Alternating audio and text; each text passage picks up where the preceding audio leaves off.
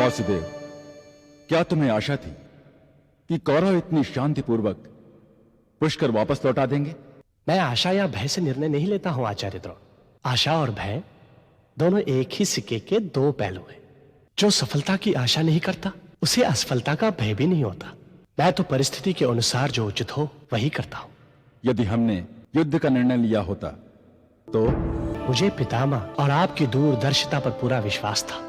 पुष्कर जैसे छोटे से राज्य के लिए आर्यवर्त का सर्वश्रेष्ठ योद्धाचार्य हस्तिनापुर की विशाल सेना के साथ युद्ध क्षेत्र में उतरे, ये किसी भी कोण से तर्कपूर्ण नहीं था। यह जानते हुए भी कि युवराज दुर्योधन का तर्क से कुछ लेना देना नहीं है? जी हाँ, ये जानते हुए भी मैं परिणाम की चिंता किए बिना प्रयास करते रहने में विश्वास रखता हूं। परिणाम की चिंता मनुष्य को दुर्बल बना देती है, उससे उचित निर्णय लेने की क्षमता छीन लेती है। परिणाम से भय कैसा? जीवन का अंत तो सुनिश्चित है। यदि मैं परिणाम की चिंता करता तो शिखंडी को कदापि आपके पास नहीं भेजता। मैं इस बात से भयभीत होता कि शत्रु का पुत्र होने के कारण आप उसे कभी स्वीकार नहीं करेंगे। परंतु क्या सोचकर तुमने ये आशा की होगी कि मैं उसे स्वीकार कर लूंगा? ये मैं अवश्य जानना चाहूंगा। क्योंकि आप गुरु हैं और गुरु सावन के मेघ की तरह होता है। वो बिना किसी भेदभाव के सब पर समान रूप से बरसता है। या तो तुम बहुत चतुर हो वासुदेव, या महाज्ञानी हो। मैं तो केवल एक मनुष्य हूं आचार्य, जिसके अंदर श्रेष्ठतम और निकृष्टतम दोनों एक साथ है। मैं तो केवल उसके श्रेष्ठतम को बाहर लाने का प्रयास करता हूं। शिखंडी कैसा है आचार्य? वो मेरे सर्वश्रेष्ठ शिष्यों में से एक है वासुदेव। मैं चाहूंगा कि वो अपनी बहन के स्वयंवर में उपस्थित रहे। तुम द्रुपद की इतनी सहायता क्यों कर रहे हो? महाराज द्रुपद यदि अपने अंदर से प्रतिशोध का विष निकाल दें तो वे एक धर्म के स्तंभ हो सकते हैं। और मैं भी उनके प्रति अपनी शत्रुता त्याग दूं तो मैं भी धर्म का एक स्तंभ हो सकता हूं। आप यही कहना चाहते हो वासुदेव? धर्म अकेले एक स्तंभ पर तो नहीं टिक सकता है आचार्य द्रोण। मैं द्रुपद को कभी भी अपना मित्र स्वीकार नहीं कर सकता। मैं तो दुर्योधन के स्वयंवर में भाग लेने के भी पक्ष में नहीं था, परंतु दुर्योधन द्रौपदी के लिए पागल हो गया है। वो उसे किसी भी मूल्य पर जीतना चाहता है। संभव है इस कार्य में दुर्योधन की सहायता के लिए तुम पर दबाव डाला जाए। तो गांधार नरेश का यहां आने का वास्तविक कारण यह है। हां, दुर्योधन यह जानता है कि द्रौपदी पर आपका पर्याप्त प्रभाव है। यदि आप उसके सामने दुर्योधन की प्रशंसा करेंगे तो संभव है कि द्रौपदी से वरमाला पहनाने पर सहमत हो जाए। अर्थात दुर्योधन ने पुष्कर इसलिए यादवों को लौटाया ताकि मैं द्रौपदी को प्राप्त करने में उसकी सहायता कर सकूं। परंतु मैं किस प्रकार उसकी सहायता कर सकता हूं? यह तो स्वयंवर है। द्रौपदी उसी का वर्ण करेगी जिसे वो योग्य समझेगी। यदि दुर्योधन या कोई अन्य कुरु राजकुमार स्वयंवर में द्रौपदी को जीत लेता है तो आप क्या करेंगे आचार्य द्रोण?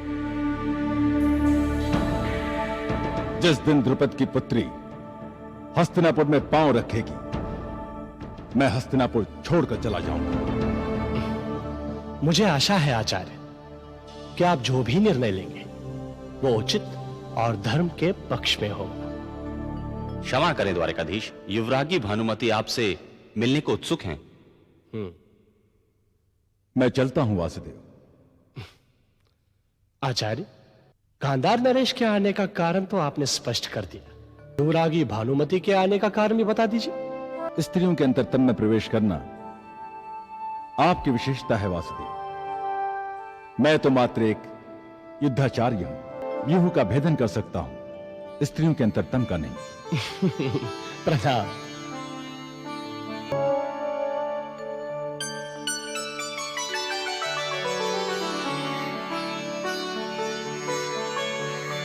प्रणाम भ्राताश्री। सौभाग्यवती भव। प्रणाम गांधार नरेश। आयुष्मान भव द्वारिकाधीश।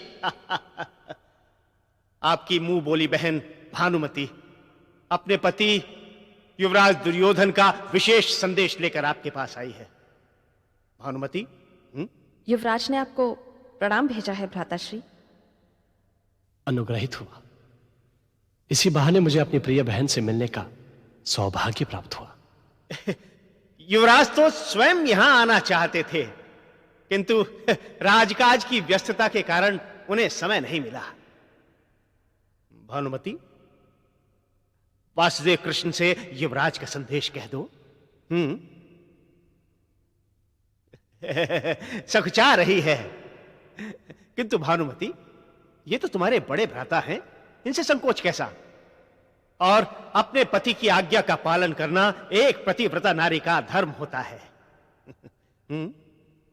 भ्राताश्री, युवराज चाहते हैं कि द्रौपदी को जीतने में आप उनकी सहायता करें। कौरवों और पांचालों के बीच की शत्रुता को समाप्त करने का इससे श्रेष्ठ अवसर नहीं हो सकता। क्यों वासुदेव कृष्ण? इस अप्रत्याशित सम्मान से मैं हतप्रभ रह गया हूं गांधार नरेश। एक और तो भानुमति मुझे अपना बड़ा भाई मानती है, और दूसरी ओर अपने पति के लिए एक ऐसी पत्नी लाने की सहायता चाहती है जो संभव है उसका पटरानी का अधिकार उसे छीन ले। तो मैं क्या करूं भानुमति? जो युवराज की इच्छा वही मेरी इच्छा है भ्राताश्री। तेरी पति भक्ति देखते हुए मुझे यह आश्चर्य हो रहा है भानुमति कि तेरे रहते हुए युवराज को दूसरी पत्नी की क्या आवश्यकता है। वासुदेव कृष्ण, नए संबंध बनाकर अपने राज्य को शक्तिशाली बनाना हर राजा का कर्तव्य होता है। स्त्री वस्तु नहीं है गांधार नरेश। मैं स्वयं राजा नहीं हूं, फिर भी मुझे वही पत्नी प्रिय होगी जो मुझसे प्रेम करती हो, वो नहीं जो मात्र सत्ता को शक्तिशाली बनाने का उपकरण बनकर आई। आपकी बात और है वासुदेव कृष्ण। हम सभी जानते हैं कि किस प्रकार आपने द्रौपदी के संबंध को ठुकराया है। आप तो महाज्ञानी हैं, त्यागी हैं। तू क्या कहती है भानुमति? तेरी प्रसन्नता किसमें है? अरे पुत्र की प्रसन्नता में ही मेरी प्रसन्नता है भ्राताश्री। यही मेरा सौभाग्य है। आप मुझे वचन दीजिए कि आप मेरे सौभाग्य पर कभी आंच नहीं आने देंगे। अवश्य।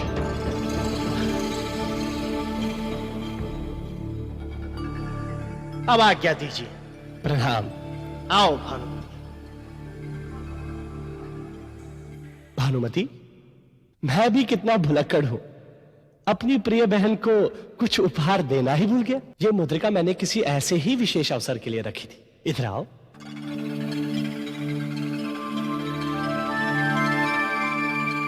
द्रौपदी दुर्योधन को नहीं मिलेगी, ये मेरा वचन है। अरे चिंता करने की बात नहीं है भानुमति, अधिक मूल्यवान नहीं है।